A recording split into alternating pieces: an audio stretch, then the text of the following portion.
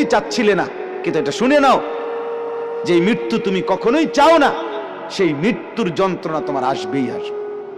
সাকরাতুল মউত, হাত্তাকে এমনকি আল্লাহর নবী সাল্লাল্লাহু আলাইহি সাল্লাম পর্যন্ত ইন্তেকালের পূর্বে নবীজি হাদিসে স্পষ্ট আছে, আম্মা জান আয়েশা বলছেন, নবীজি সাল্লাল্লাহু আলাইহি সাল্লাম একটা বাটির মধ্যে পানি দিছে, আর নিজের পবিত্র ডান হাত মোবারক দিয়ে হাত দিয়া এই বাটির পানির মধ্যে চুবাইতেছিলেন, আর কপালের ঘাম মুছতেছিলেন নবীজি, আর বলতেছিলেন, লা ইলাহা ইল্লাল্লাহ ইন্না লিল মাউতি সাকারাত, আল্লাহ আপনি ছাড়া আর কোনো ইলাহ নাই, আহা মৃত্যুর তো বড়ই যন্ত্রণা।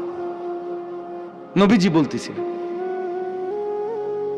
খুদ রাসূল বলতেছে, যার কষ্ট হওয়ার কোনো কারণ নাই।